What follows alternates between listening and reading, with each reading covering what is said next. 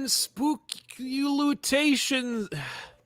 Hi, everybody. Welcome to the Elseworlds Exchange. I'm Sal. That died a death, that intro, which is scary in its own way. That's right. But let's resurrect it for this spooky special of monsters in comics.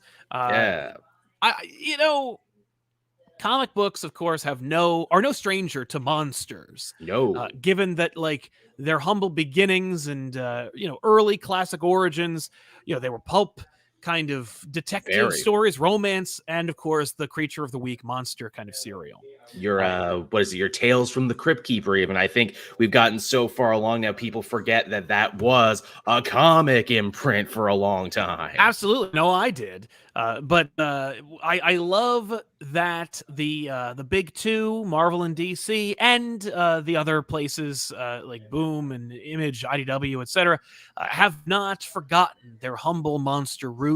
Yeah. And worked very hard to reincorporate the monster into their own zeitgeist, which is really cool. It's interesting to think too that a lot of the times when the superheroes weren't really hitting, when they kind of had their ebbs and flows, it was crime and horror and monsters that actually really held up the entire comic industry for a while. That's absolutely true. And you'll see, I think you can pinpoint it. You just watch like any superhero's trajectory and you'll just pinpoint like, oh, look at that. Like the rise of a monster, like the creation or formation of Man-Bat or Morbius, where you're just like, this is when there was an influx. Because of course Morbius's arrival was not too coincidental when it came to like Werewolf by Night and other Marvel monsters, Man-Thing, for example.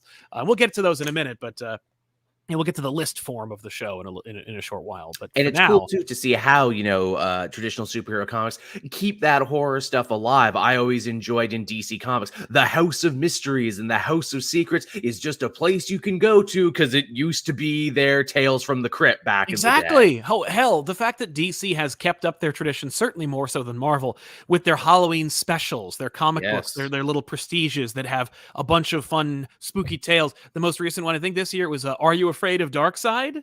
Oh, that's funny. I didn't pick that one up, but yeah, that looks fun. Yes, it does look fun. It's got a host of amazing creators, but like the concept of Are You Afraid of the Darkseid is just it's so chef's kiss. You can't deny it. It's amazing. But like good for DC. DC more so I think than Marvel, certainly like it embraces or remembers, and it could be just because of the old fogies that work there or worked there. Like they brought back the Western because I think DiDio famously liked Westerns and was like, we want to bring back the Western. That's where like all-star Western comics came from. And can't fault them for that. And they experimented with war comics too. I feel like Marvel's things like, hey, we'll experiment with romance comics like Millie the Model and something, and like what Patsy Walker, what Patsy Walker used to be. Maybe we'll dip our toes back into that because Stan Lee famously said, and when superheroes weren't hitting, I wrote a lot of romance comics.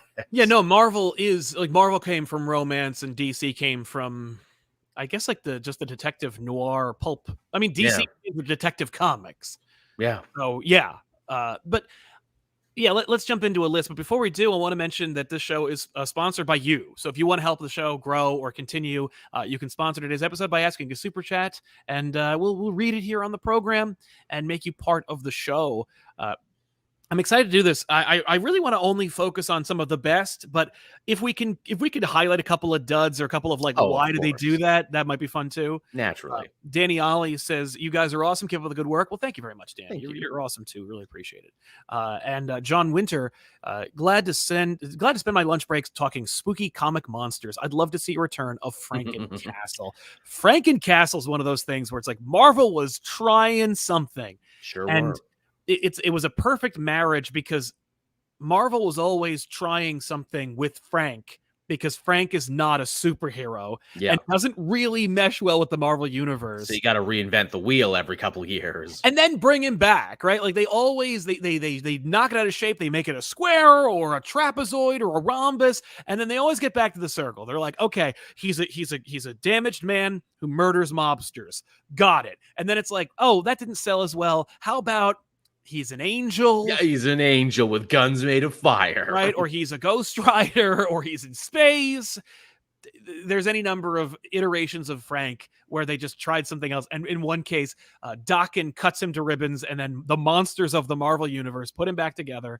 and make him Frankencastle, a Frankenstein monster. Because his name was already Frank. It's right there. It's right there. And you know what? It could have been really stupid, and instead it was delightfully stupid. It was, yeah. It walks that line really well.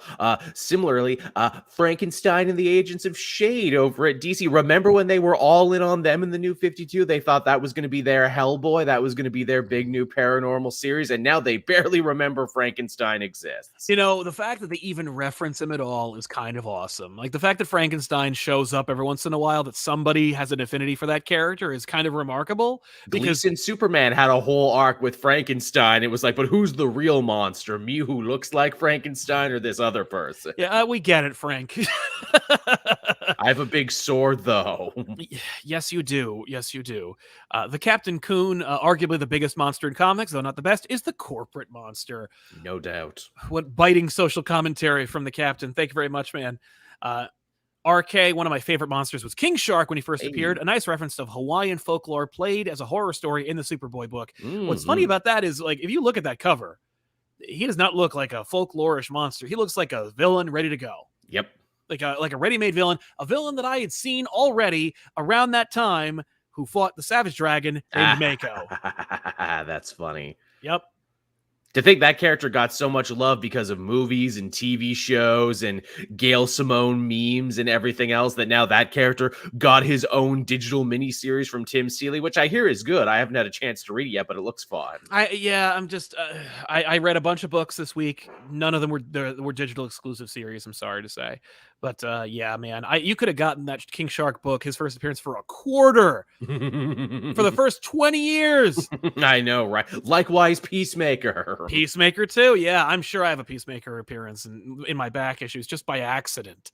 Swordfish97, thanks a lot for your help, man. Really appreciate it. Hey. So yeah, let's jump into a couple of monsters. Let's talk about the ones that are on the cover of this particular episode.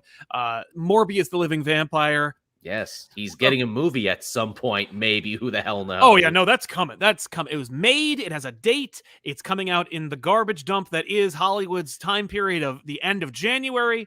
We just have to make sure that no crimes are reported from Jared Leto's Sex Island, or, that people are okay with, it's a movie about bats and blood and everything, and that's how he gets his power, right? There's nothing weird or icky about that now, right? In 2021, is there? I mean, the fact is, Morbius's origins are so far removed from, like, traditional vampires. Oh, I know, that it's right? kind of fun. Like, I like the idea of Morbius because Morbius is it's not Stan. I think Jerry Conway invented Morbius, but like the idea is Morbius is a classic horror movie trope, the vampire, and you make him science-based. You science fiction the hell out of it to skirt the comic code authority of the day. Oh yeah, no, he's a living vampire. He's not a Dracula.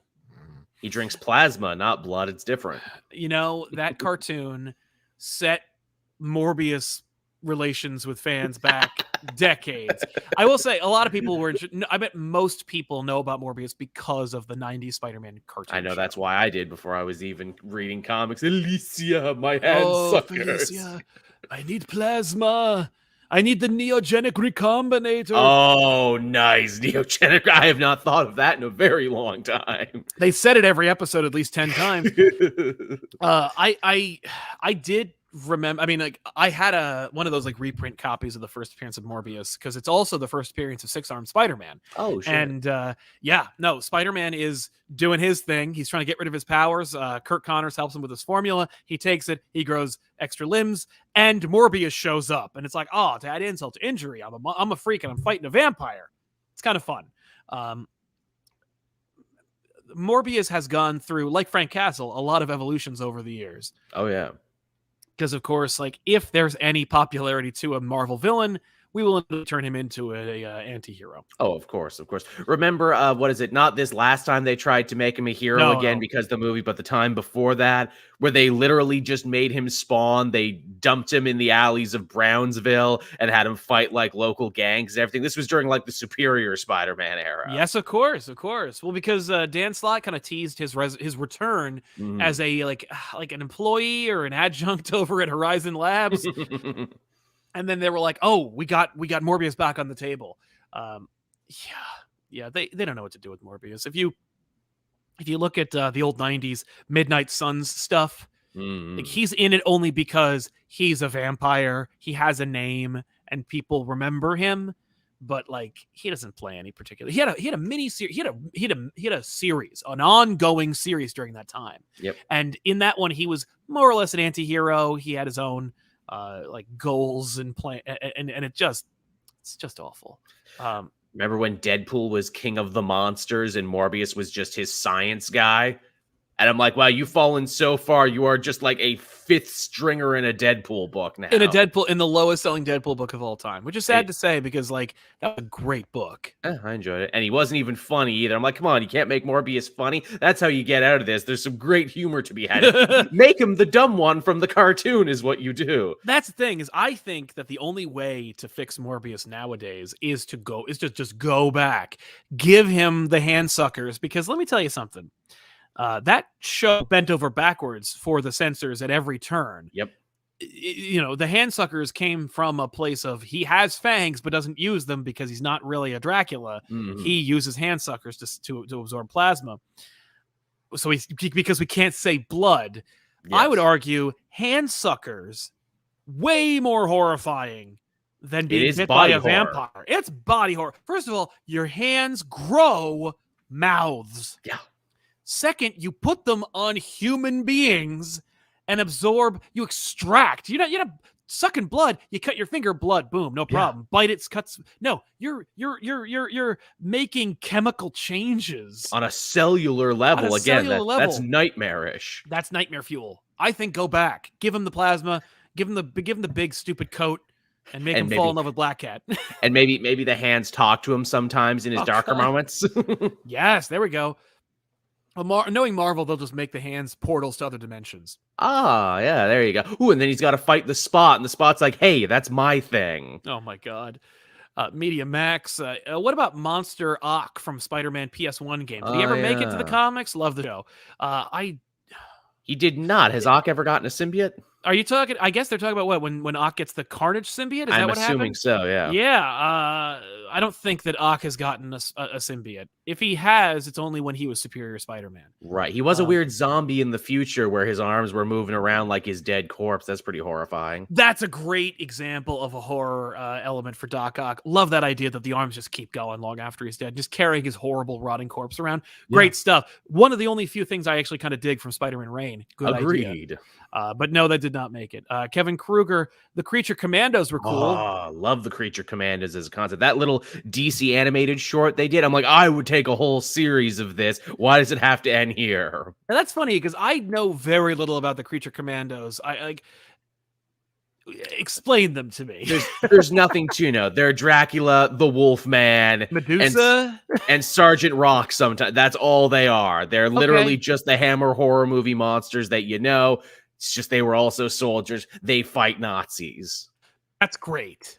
I love it. That's a show and that's a movie. God damn it! That's a movie. Is. It's like, hey, did you ever see Overlord? There, with it's just Overlord, but with it's just Overlord. Yeah. No, I love that idea. That's the sequel. What is it? Kurt Russell's kid needs to team up with other monsters to fight the other zombies. Yes.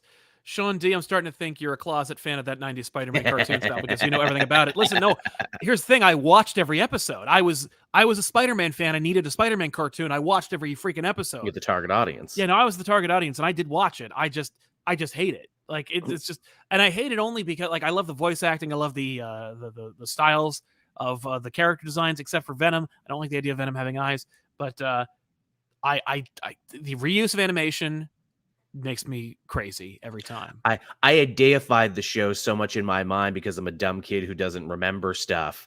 And then you tell me, yeah, he never actually punches anyone in that show. I'm like, hey, wait, god damn it. Except for the Spot in that one episode. Thank you, commenters. I already got you. But yes, he does. Like, no, he has to kick or push or throw. It's just like, it didn't. It wanted. Here's the thing. That Spider-Man cartoon show wanted to be Batman the Animated Series. It wanted to be the X-Men Animated Series, but it didn't want to it's like the guy from Jurassic Park. It's like you stood on the shoulders of geniuses, and you didn't earn any of the discovery for yourself, so you don't have any responsibility for it. And before you even knew what you had, you packaged it and you branded it and you slapped it on a plastic lunchbox, and now you're selling it. Well, you know, that's the there rape you of the go. natural world. Kenny Ryukin, Swamp Thing, classic. Is he a monster? Is he a man? Swamp Indeed. Thing is a fantastic character and a Sure great is. example of like the monster.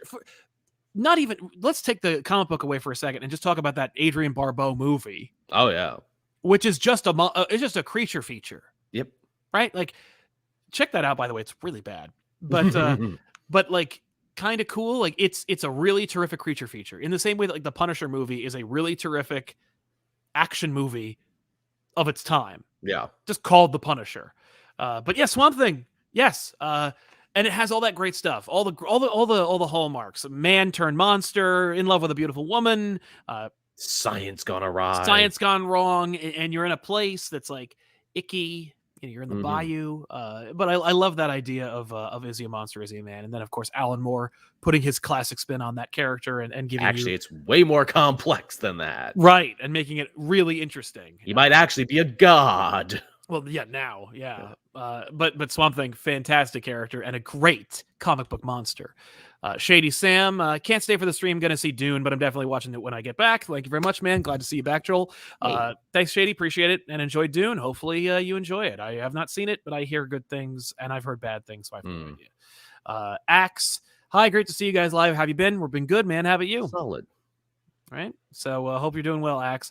Infamous Jedi, does the Mole Man count? Joel, does the Mole Man count? I'd say, yeah, he's a gross little dude who lives in the center of the earth. I would say he's definitely monstrous. Right. I think if Quasimodo might count, then so does the Mole Man, because it's a man. Like he's just a man with an unfortunate deformity, right? He looks like a mole, but he does run. It's his actions that make him monstrous, not his deformity. That's the thing. But he also runs Monster Island.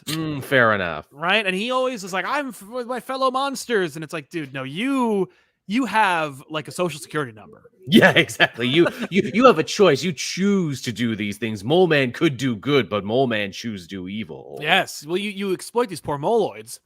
Yeah. They should man. unionize. They should. Yeah. Well, who would ratify them? That's the thing. Yeah, really. It's funny. Monster Island is a concept at Marvel that like it took me a long time to even wrap my head around. I think it took me, forgive me, Monster Isle. But as a kid, I remember like being introduced to it thanks to the new Fantastic Four and Mole Man, and being introduced to like all kinds of characters from that place. Like, oh god, I can't remember his name. Maybe it was like Goog, or it wasn't Gog. And it wasn't. That's a different guy. That's a space monster. Yeah, but Gog's great monster. Great design. Maybe it was Goom. In any case, like there's a bunch of characters that are from or habitate in Monster Isle, and so it allows incomprehensible names. Oh yeah, well it allows us. Here's the thing, like, what's the deal with that?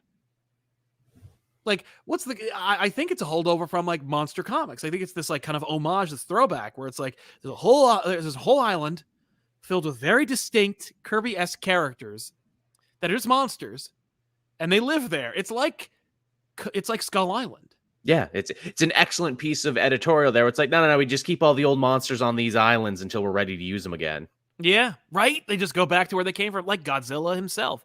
But like Fang Foom. Ah, there you go. Gotta love the Fang Foom. It's a big fucking dragon that fights Iron Man sometimes. I gotta tell you, man, I having seen Shang-Chi, there's a part of me that was really disappointed there was no Fang Foom in the movie. Was there not? Was that dragon not Fang Foom? It is not Fang Foom. Oh, missed opportunity.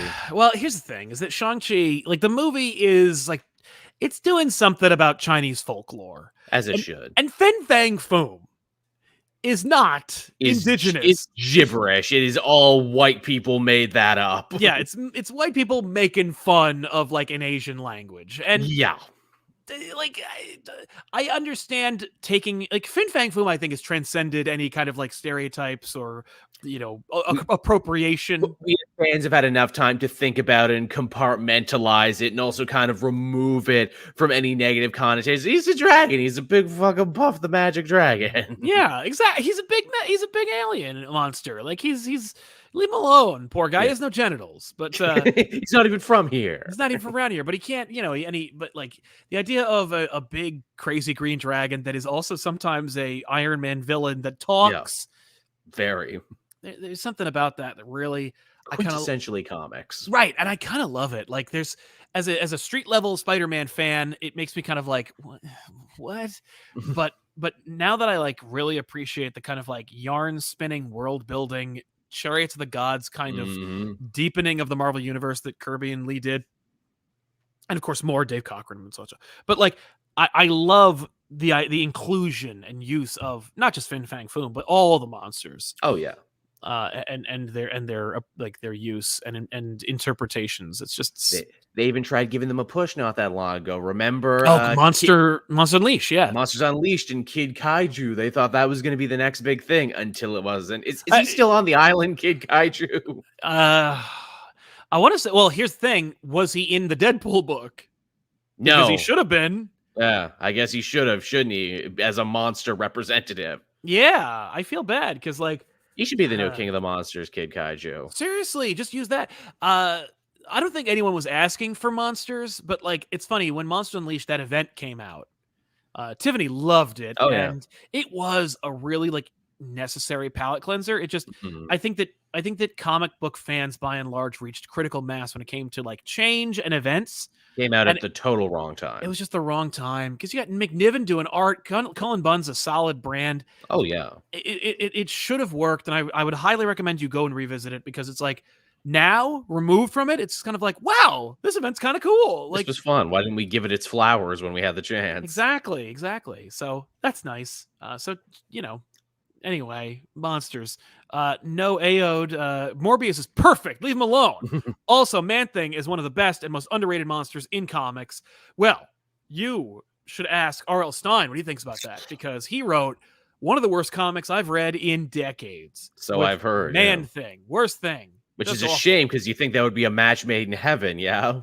Would you? Because here's the thing. R.L. Stine and I have a very interesting relationship. Not that I learned to read. I learned to read, thank you, to comic books and Calvin and Hobbes. But when I became good at reading, I absorbed Fear Street novels or novellas like they were candy. And like Pez. And they had just as much nutritional value. Because those things were just these really like they looked like books, but just short little stories about teenagers murdering each other. And I read most of them, and I just loved it. And it had this really great style. And then he abandoned Fear Street to do Goosebumps. Oh, see, I didn't know that. Yeah, and what's funny is my best friend at the time, his father hand drew most of the Fear Street covers. Right. Yes, I think you've told me this story. Yeah, and I would say I think I'm on one of those covers. So if you let me know, you can find me. But in any event, he didn't go with Bill when they did the Goosebumps books, and they were obviously more kid oriented. Obviously, Goosebumps was the way to go because it had the hit show and it made him $1 gazillion. And they made movies, and everybody loves Gersperms. I get it. But I was always a Fear Street kid. A purist. I know there's like a trilogy or something out, and I haven't watched any of it. But like, I hate him for having abandoned Fear Street. It's like there's actually a great Power Pack issue written by Louise Simonson. Oh, where the Power Pack. Okay, there's this author in the story who wrote this like drivel about about like Gugas or whatever, they're friggin' they're Smurfs or something, and they teach about sharing and hygiene, and the older like brother hates it, right? And they're gonna go get their book signed, and he like yells at the author because she abandoned like the boy-oriented space fiction to do that book. Oh, that's funny. It's really cool. So yeah, Louise Simonson is great. She's so good. I remember I was as a kid being like, oh, I guess I like Power Pack. Yeah, really. I guess this is how you make fans right here. Exactly. But yeah, no, R.L. Stine wrote a shitty Man-Thing. Man-Thing is a great idea in theory. I know very little about Man-Thing as far as like Man-Thing's also a joke too, because like even Steve giant Gerber, size Man-Thing. Giant size Man-Thing. Man-Thing's always kind of been a little tongue-in-cheek, unlike Swamp Thing, which was a little bit more respectable. Then again, you do get cool stuff with Man-Thing, like all things that know terror burn under the touch of Man-Thing's touch. Yeah. Yes. Yeah, no, and Man-Thing I think predates Swamp Thing, by the way. Indeed. By like a month or two. But like Man-Thing's design rocks. It does. The concept of him not talking and just being like he's this thing. It's like it's Very like Michael Myers. yeah, it's like a metaphysical slasher meets Galactus, kind of like it's a force of nature that lives in the Florida Everglades. Mhm. Like, don't go there, or the Man-Thing will touch you. Like, Mhm. I love that idea, like that concept of this boogeyman that lives in the Everglades. A lot of great horror tropes wrapped up A in lot of great Man-Thing. horror tropes and just a cool mythology, just a cool concept. His movie is the worst Marvel movie ever made.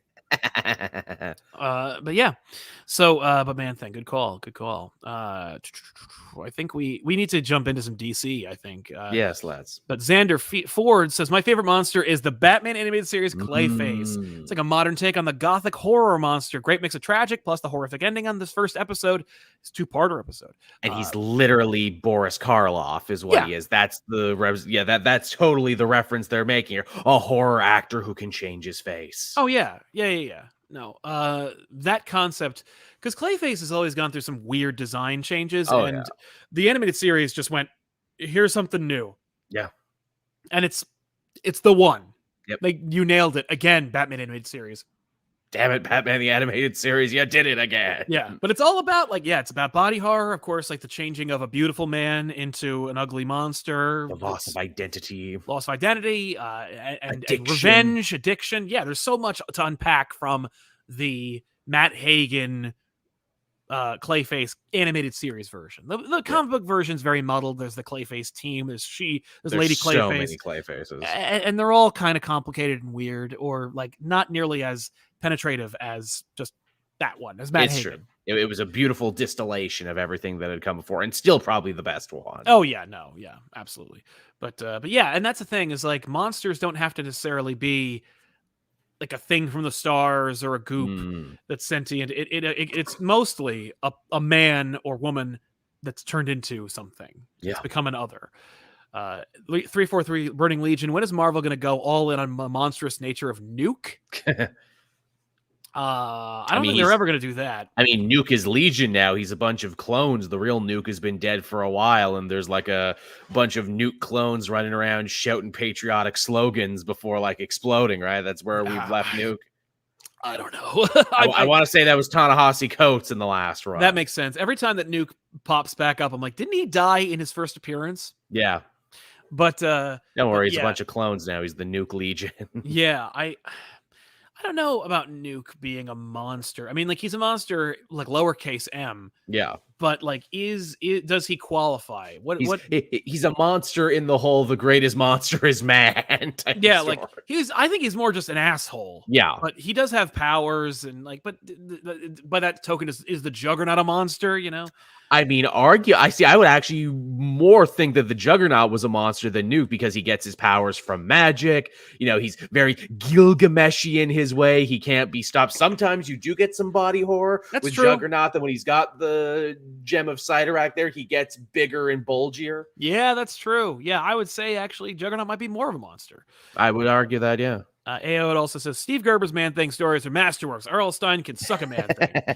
It's hilarious. But yes, Dr. J, favorite DC monster is Etrigan, the demon. Yes, there you go. Wonderful. Gone the form of man, and Rise the Demon Etrigan. Great idea, great monster. And the rhyming scheme, the whole taking their reference from medieval Arthurian lore to make your monster, which is pretty cool. Yeah, well, and then it begs the question, like, are demons monsters? Because like, I think we did a whole episode, like maybe not last Halloween, but the Halloween before, where we talked about devils in comics, and I think we had the same conversation with Etrigan. Right? Because Etrigan is, he walks the line. A, comics. B, supervillain / hero. C, is a demon a monster? I think, yeah. And like, he can shoot fire. He looks monstrous. He transforms. Yeah, true. Very werewolf, very Mr. Hyde. Yes, and if a werewolf is a monster, then I think Etrigan can qualify as a monster as well. Fair enough. Also, it's kind of that possession thing, too, because Jason Blood didn't ask for this. He has to share his body with Etrigan. That's true. Yeah, classic Etrigan. Great character, and woefully underutilized. Every time he shows up, everyone's like, "Oh, good Etrigan," but like he's had at least 2 series, if not 4 series, that people could like read multiple issues of. We've said it before, but I think, if DC really wanted to play ball with Etrigan, make him your Hulk. Right, because he is.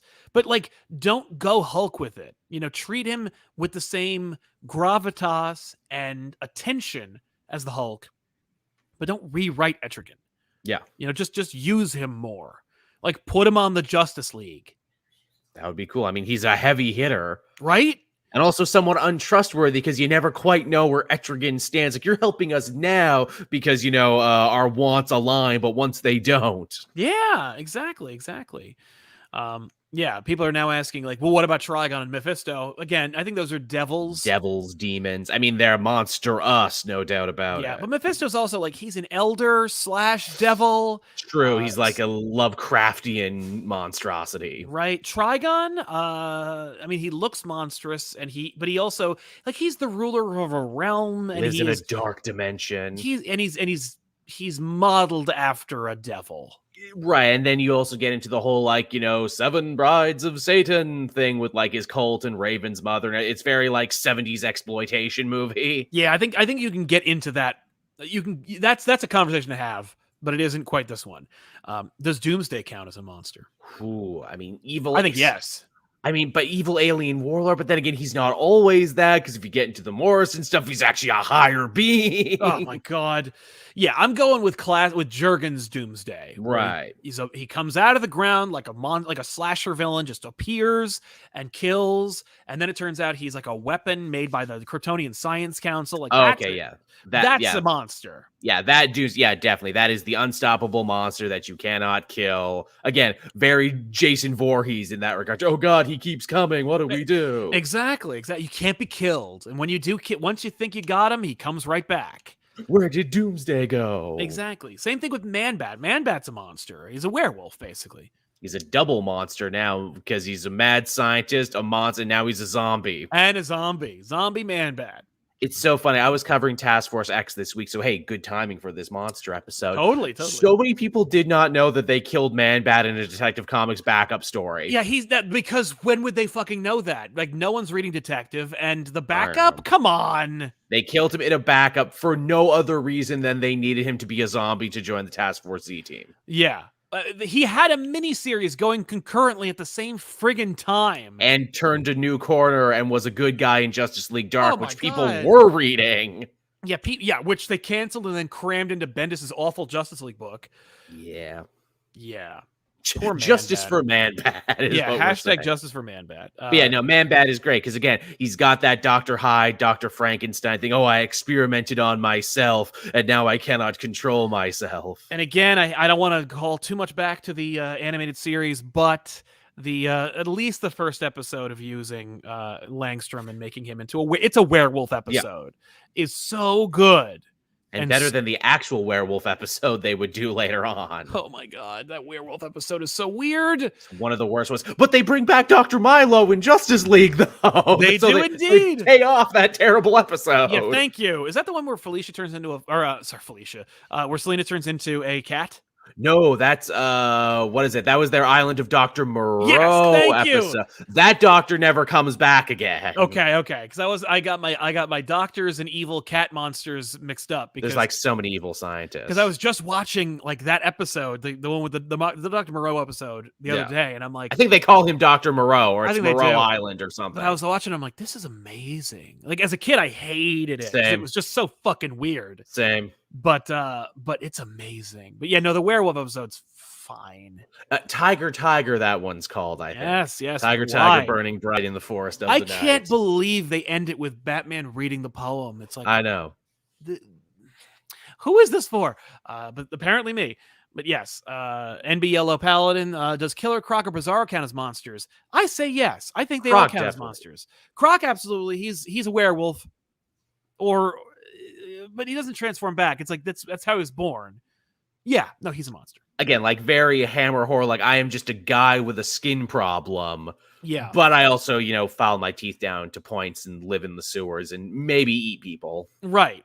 And Bizarro is a Frankenstein. Oh yeah, absolutely. Even more so when he's a clone and not from Bizarro World. Oh, again, You know what? Hey, we're not talking about Batman now. We're talking about the Superman animated series. What a great distillation of that character. Same. Yeah, really Oh, great. how depressing. Multiple But great episodes they get out of him, and they make you sympathize with him too because he's got like the brain of a child, and people are constantly taking advantage of him. oh, so sad, so sad. Love it. That's messed up. Media Max, great suggestion. Ultimate Goblin is scary, especially as Psyche. Ultimate Goblin is absolutely a monster. Oh yeah, 100%. Transforms himself into a monster. He always was a monster. He embraces it. He loves being the outside goblin. matches the inside now. When he's like a flaming like monster, he's like, oh, I'm a god. Like it's just that concept. I love it. I don't see it much. Like I don't see that explored. The idea of a person just being so egotistical, egocentric and insane that he just like, oh, like this is what God looks like. And it's like that's so. He's a flaming goblin man. Right, he's flaming goblin man. Oh, right, and it's me, and I can't die. Like finding out you can't die, and that you can shoot fire from your hands, and you look like a goblin, is all the criteria you need. Good stuff. That would freak out most people, but not Norman Osborn. He is down to take this ride. Finally, and it's like that's a great character. That's like, how do you fight that guy? It's like my my. I have an old adage where I'm like, never trust anybody too much who thinks they're right with God. And it's like, especially if they think they are God. It's a big thing.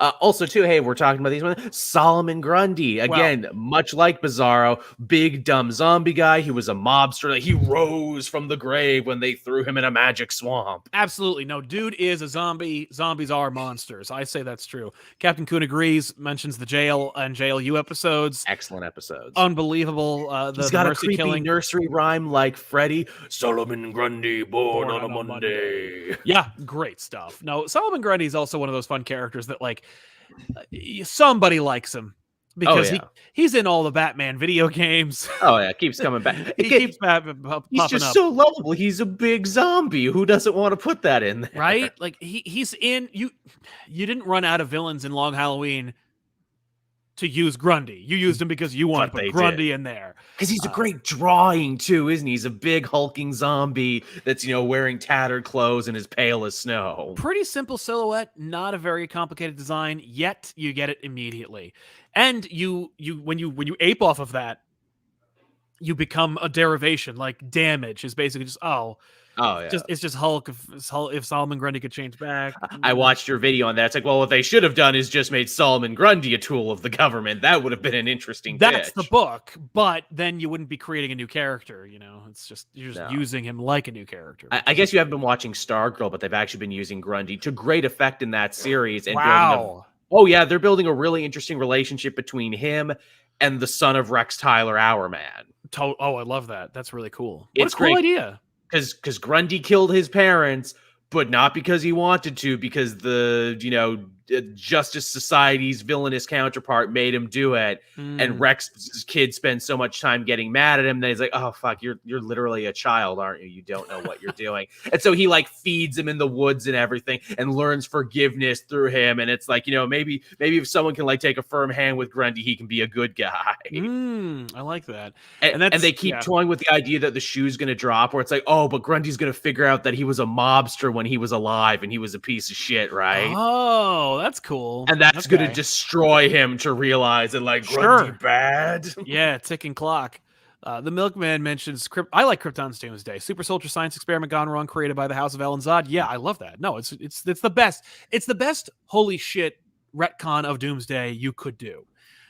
New type JB Lee. For me, there are many angled one. There are the many angled ones from the Cancerverse and the bugs from Annihilation Wave during DNA's 2000 Marvel Cosmic work. Yeah, no, it's interesting. The Annihilation Wave, the Brood. Oh yeah, lots of horrifying alien creatures. Xenomorphs, are they monsters? Clearly, the Xenomorph was created to be a horror movie monster. In space. They are an alien, so it's technically aliens. If it's either or, they are more aliens than monsters, but they're these mindless killing things. They don't do they serve a singular purpose, and it's to terrify. But the Brood, sentient creatures, they're more aliens. I think the Brood are actually more aliens because they're more like the classic Invasion of the Body Snatchers kind of concept. Yeah. But the bugs from Annihilation Wave, like are they monsters, or are they just kind of like weapons, like tools of?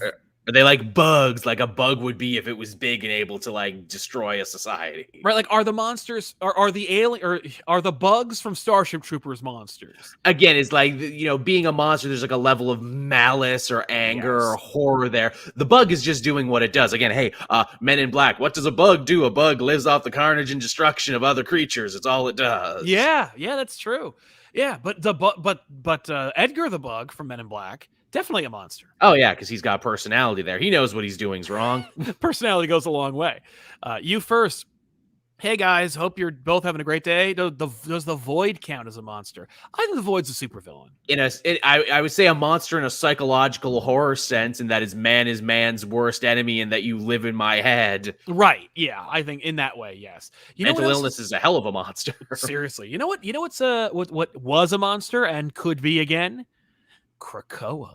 Oh, that's right. Yes, people forget that. The island that walks like a man. Krakoa was a big, scary monster. And it was like, it was originally, I think it was just like where we tested nuclear weapons, and it like became this like hodgepodge of life that became a mutant. And it's like, that's really interesting. Very. And it's very much like, that's a kaiju monster. Oh God. Yeah. 100%. Like if Hickman didn't exist, Krakoa might be used as like a thing put on Monster Island. Although I think they sent Krakoa into space, and Krakoa had baby. And yeah, there's a lot of stuff that Hickman's like, did that happen? Did it not? Oh no, he's not asking. He's still like, no, that did not happen.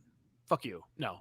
But I like your idea that Krakoa could still be a monster again. Like that's the big final note of this era of X-Men. Krakoa, like, and I was pulling all the strings from the beginning. It was me, dude. Like I'm telling you, Krakoa could be Audrey fucking too. Feed me, Xavier. Right? Feed me. Give me a Racco. Make me bigger. Yeah. Right? Because that's what Krakoa needs, is to be bigger. No one ever suspects the island. Right? And actually, we need to... Could you plant me on like strategic areas all across the galaxy? Right? So I'm everywhere at once? Now I grow. I am omnipresent. Oh my God. Krakoa becoming the secret villain of the Hickman era.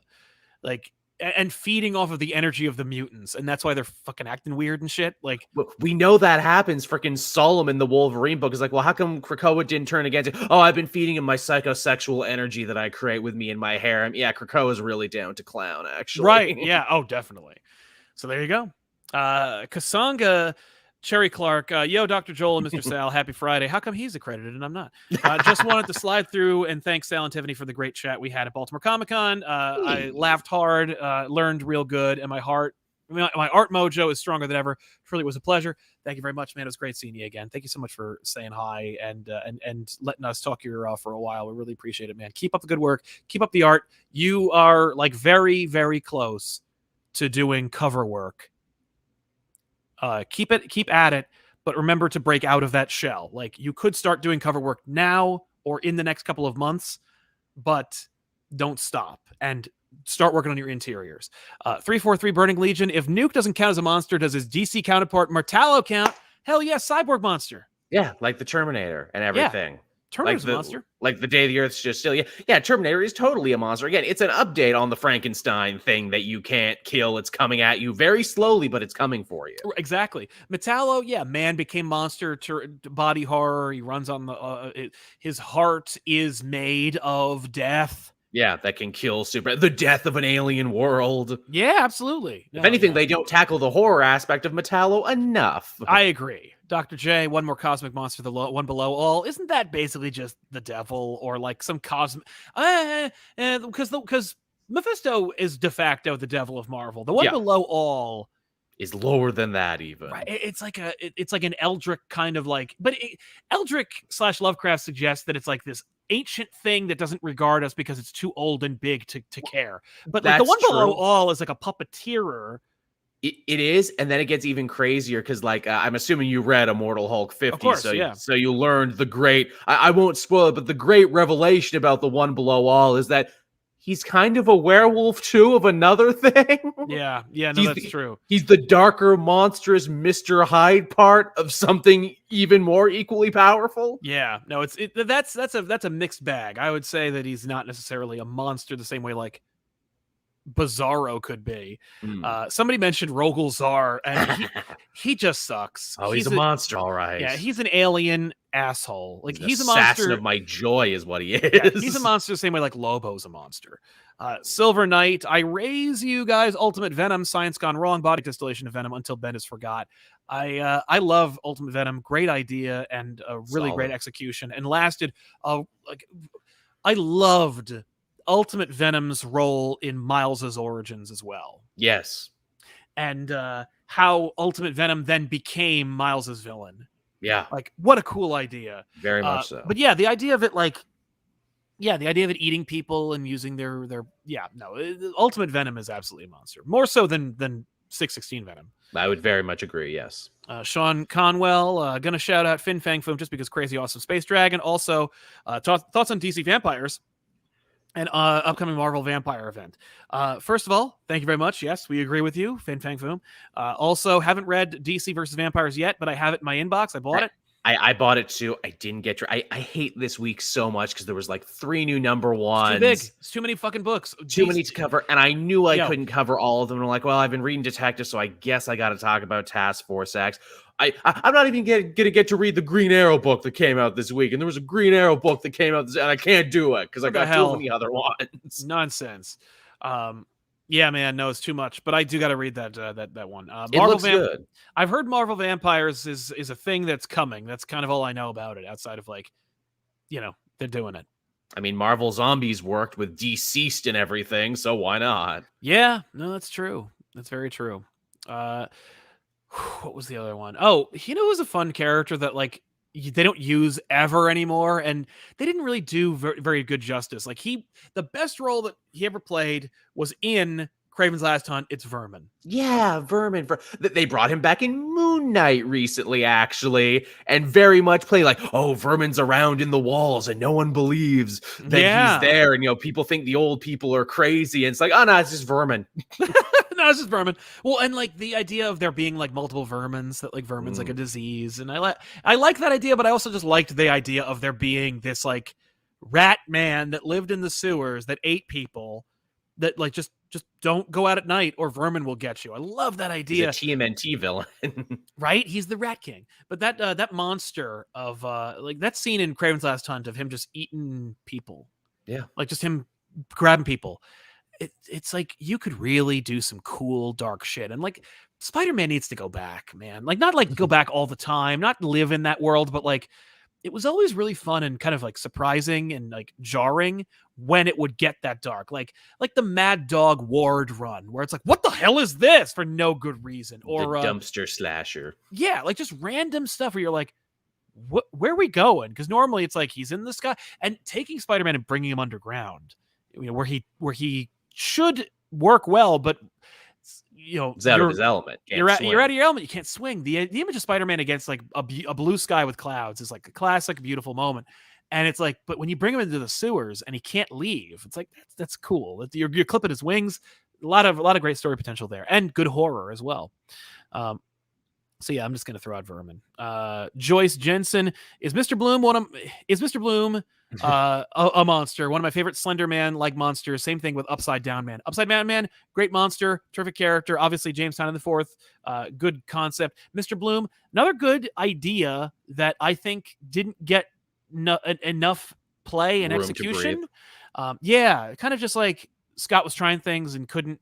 Throwing a lot at the wall, seeing what's stuck. I he's the comedy guy in Task Force Z now. It's I would like to state for the record that I am a zombie, but not in the same way these other guys are zombies. Because here's the thing. We were wondering, did they kill Mr. Bloom off panel or something? Or is this just no, it's just Mr. Bloom and he's something else? People are telling me there was something in the Urban Legends book. There was a backup story with him. Just bullshit. Let's just kill characters so that we can cram on this book, or kill them for no reason. That seemed to be the idea. We need to kill them so they can show up on the team. Yeah, don't be creative and pick characters who are already dead. Yeah, exactly. Armando Villarreal says, weren't the OG Marvel heroes monsters in some way? Oh, you talking about the Hulk? Is Jekyll and Hyde? You talking about Iron Man, a man who's been transformed into like a machine Buy because a piece of medical equipment. by a piece of his own, hubris? Are you talking about a man who was injected with Nazi serum and became an ideal form of a Nazi? Out of time. Was trapped and out of time? Are you talking about a wife beater who can take a pill and augment his entire physiology? Like, yeah, the Avengers are all monsters when you think about it. Yeah, there's a lot actually that you could unpack with that. It's like, yeah, it's all the worst parts of like Hammer science fiction, like shit that could have gone very wrong, but it's good that it didn't. Exactly. Even Spider-Man, my radioactive spider blood. Yeah, no, dude, kid gets bit by a radioactive spider and now can adhere to walls and has ESP. What? He could have been a million spiders. Yeah.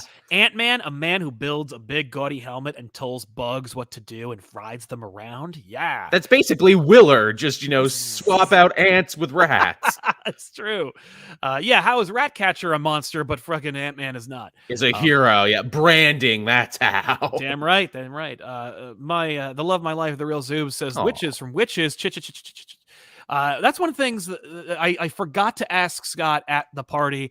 I wanted to say, how do you pronounce the chit? Do you say chit, or is it or is it like, I want to know, and I didn't get a chance to ask him because he was very scarce at his own party. But let me tell you, I never finished Witches. I keep meaning to go back to it. Maybe I should for this Halloween. Is that like the Jason Voorhees?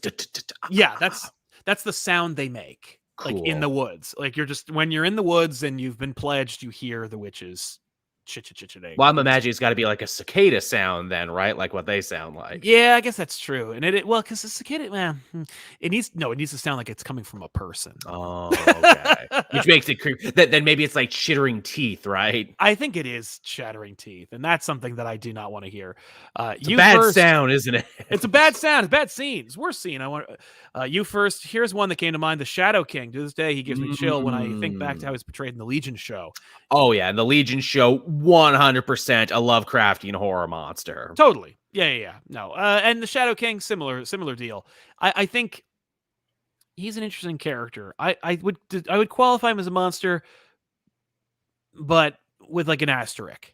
Yeah, it's like, maybe he assumes the more monster. He plays into the monstrous bit because it's part of, his whole gimmick, his shtick, basically. Yeah, new type J.B. in a more creepy way. Marcus from Avengers 200. Marcus is a rapist. Fuck Marcus. He's not a monster. He's a monster in the same way that, like, bad people are monsters. Fuck Marcus. Yeah, Marcus is the worst. There's a character who ain't never coming back. No. Liu Kang, I nominate Marvel's Illuminati.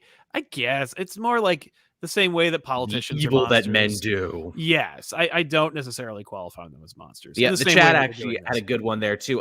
The Talon Assassins from the Court of Owls, very horror inspired. They are zombies. They're live zombies. Forever. Yeah, they're zombies. They have like, yeah, no, absolutely. The Talons are great. The Talon's another great thing. It's just like, man, Scott, you nailed it. Court of Owls, are they monsters? I mean, they're people.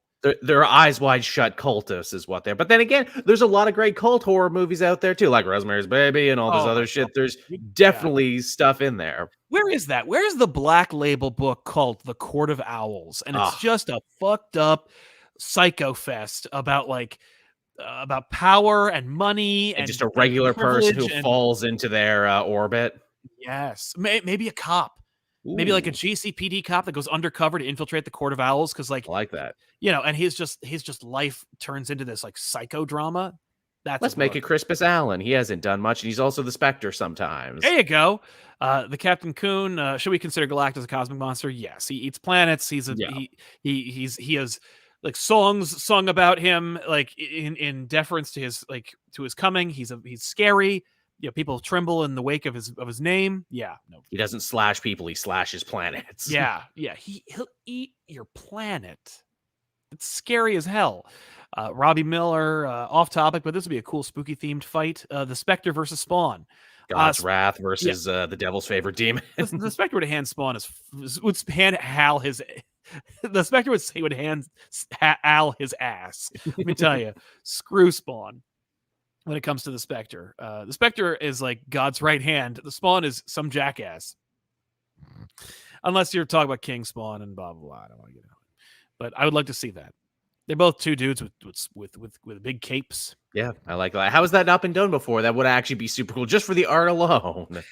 Because probably because Todd didn't want to fucking draw it, and Probably. that's it. Because they made 2 Batman Spawns, they almost made a third one with Capullo on art. What a missed opportunity, man! Tell me about it. So, how much did you draw? Because I saw 2 pieces of, I saw 2 basically covers of that book, and I'm like, and like 5 years apart from each other, and I'm like, come on.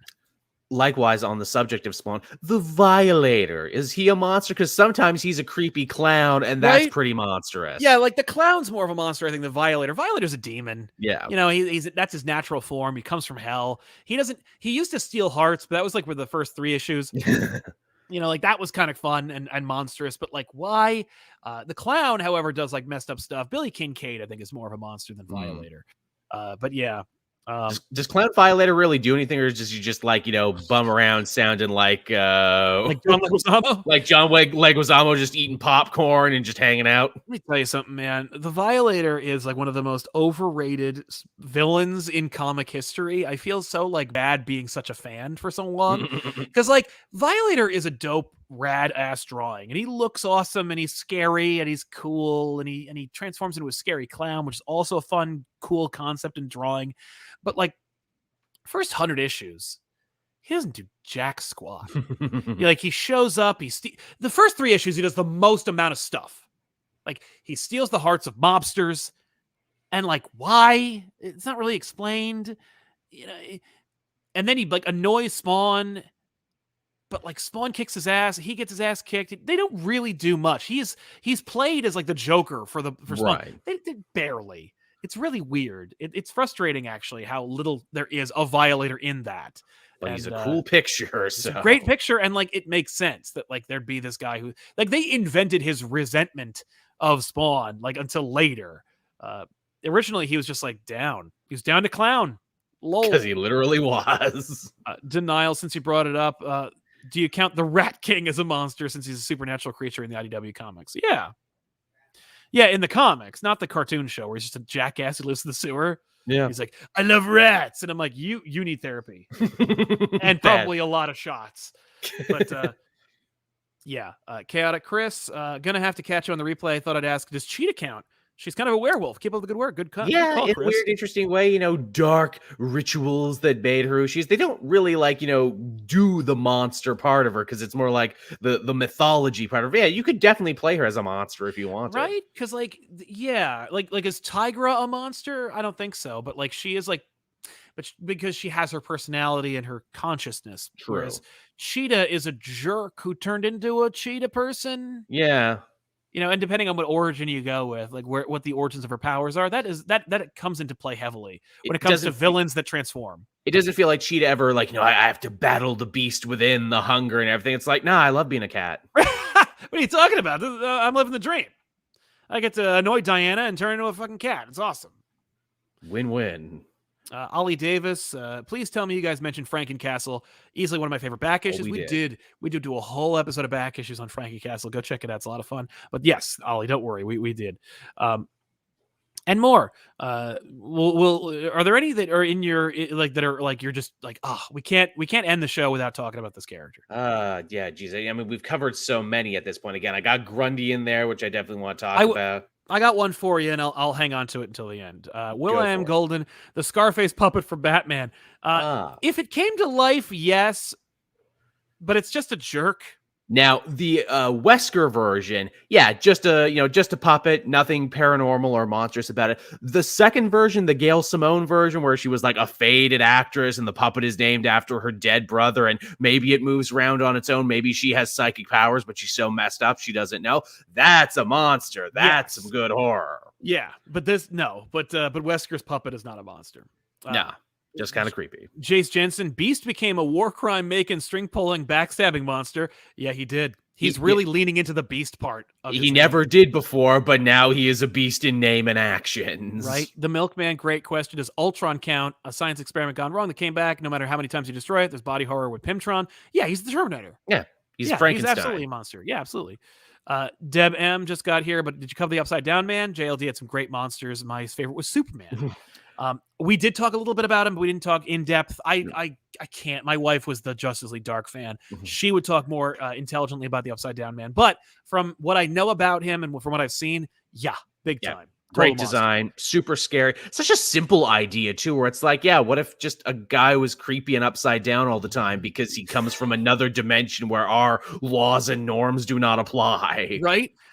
My question to you, Joel, is the Joker a monster? He's a creepy clown, no doubt about that. He's a slasher serial killer for a lot of his, run. And, certain writers have played with the idea about like, oh, what if he was the Laughing Man? What if he was something more primal? I personally don't care for that stuff, but Right. No, I don't either. But like, I think he checks all the boxes. They've got the He body does. horror. We have the slasher movie angle. We have the unkillable angle of him. Yeah. We have his lack of morality and He his plays desire. mind games sometimes. Yeah, well, his desire for chaos and his refusal to accept norms.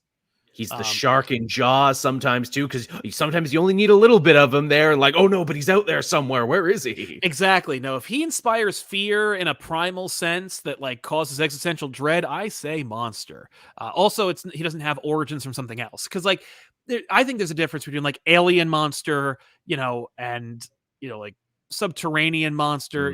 I think that like robot monster. I think he is like man-made monster. Right. Ooh, another one I thought of. I'm glad I thought of this before we were done. Mangog from Thor. Good old Mangog. Yeah, he what's interesting about Mangog is like he's engineered more or less by the gods kind of to be this thing. Because he's a creation of a society that the Asgardians wiped out. He is their retribution, their vengeance, and that's another side of horror. The transgressor, oh, why did they go to Camp Crystal Lake? Why do they still live on Elm Street? Hey, the Asgardians had it coming in a way, and Mangog is their reckoning. No, I am the monster you created, and you cannot kill me. Totally. Yeah, no. And well, Mangog is like, he's also like mythic. Yes. He's part of their stories, Very. It's the same way that like like the beast with 10 horns in the Bible is a monster, or I like it. Or Goliath in David and Goliath. Yeah, very much so. Denial asked about Annihilus, is a nihilistic bug monster from another dimension that lays waste to worlds and rules this chaos space. Is he an alien invader more than a monster? It's debatable. Like an argument can be made, certainly.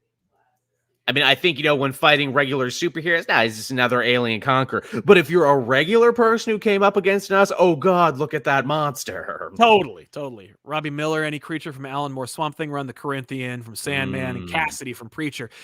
Cassidy's interesting. Cassidy is a vampire. Yep. Are vampires monsters, but also Cassidy is a bastard. Yep. Like, I would not go so far as to call Cassidy a monster as much as I'd call him like, because Cassidy is too relatable to be a monster. It's exploring that dichotomy there. It's like, what if a monster was the most relatable one? Right. Well, and like Cassidy is just, he makes horrible mistakes. He's egocentric and he wants to do good but can't. And like Cassidy is a very complicated character. I would not go so far as to blanket call him a monster, but yeah. But yeah, so there's tons of monsters throughout fiction. Is the Green Goblin a monster? We talked about him, but like not the 616 one. Like he's just a jerk. But like monsters are ever present in our fiction, and especially in comics because of our origins and stuff.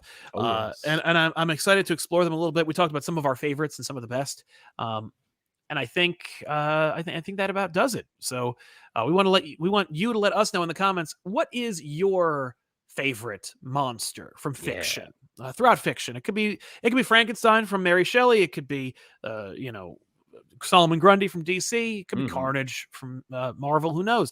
But let us know in the comments. I'd love to hear that and continue the conversation there. Happy Halloween to all of you if you don't get to see you before the holidays. And hopefully you have some fun. You stay safe out there and do what you can to protect yourself and get some candy as well.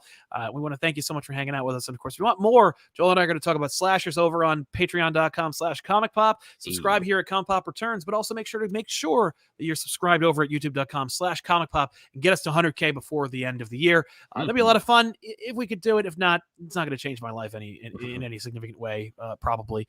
But who knows? we don't know. We don't know what the hidden rules are at YouTube. But we want to thank our super chatters for sponsoring today's episode, and we'll see you guys next time with a new episode. I'm Sal. I'm Joel. So long, everybody. Bye-bye.